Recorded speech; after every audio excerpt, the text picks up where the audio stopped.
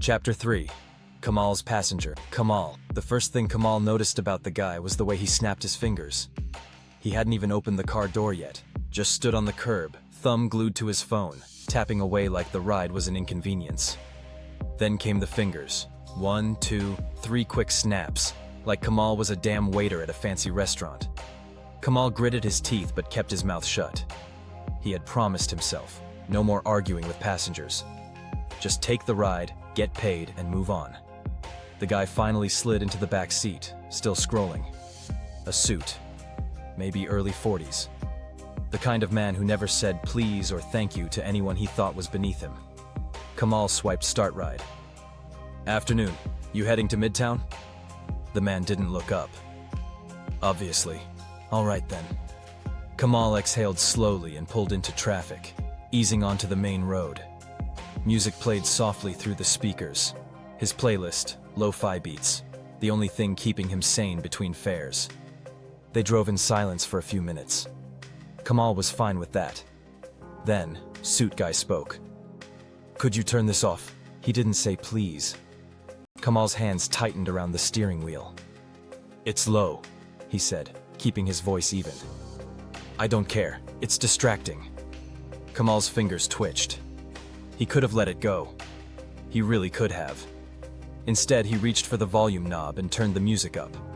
Just a little. Just enough to make it clear that he wasn't some nameless driver to be ordered around like a machine. Suit guy's head jerked up. Excuse me? Kamal shrugged, watching the road. Didn't say you wanted silence, just that this was distracting. Unbelievable, the man scoffed, shaking his head. This is why people complain about rideshare drivers. No professionalism, no respect for the job. Kamal felt the heat flare in his chest, that familiar spark of frustration itching beneath his ribs. Professionalism? From a guy who snapped his fingers like Kamal was a servant? His grip tightened on the wheel. Yeah, Kamal said, voice low. And what do you do for a living?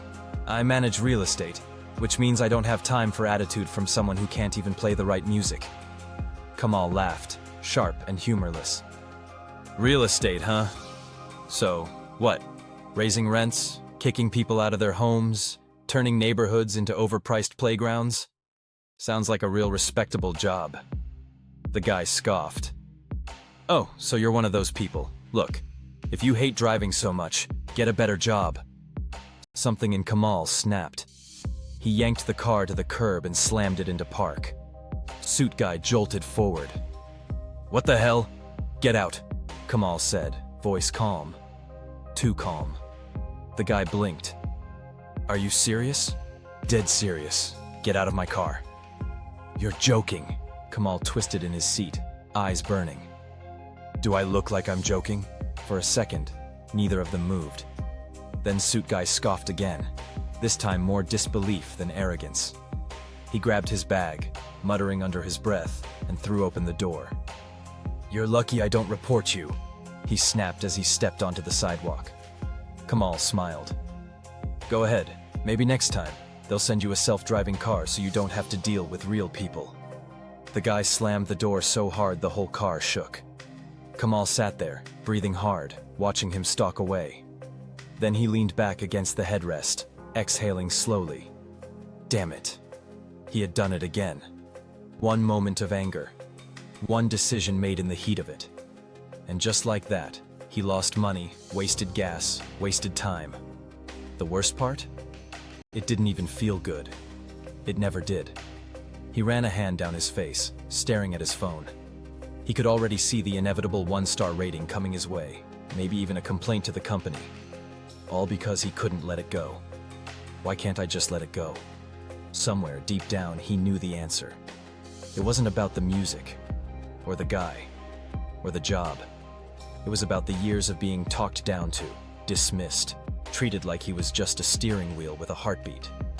It was about all the people who told him music wasn't a real career, who said driving was all he'd ever be good for. It was about sitting in the front seat, but always feeling like he was in the back. He closed his eyes, exhaled through his nose. Tomorrow, he'd do better. Tomorrow, he'd ignore the snide comments. Tomorrow, he'd let the next rude passenger say whatever they wanted. Tomorrow. But right now, he put his car in drive, turned the music all the way up, and sped off into the city.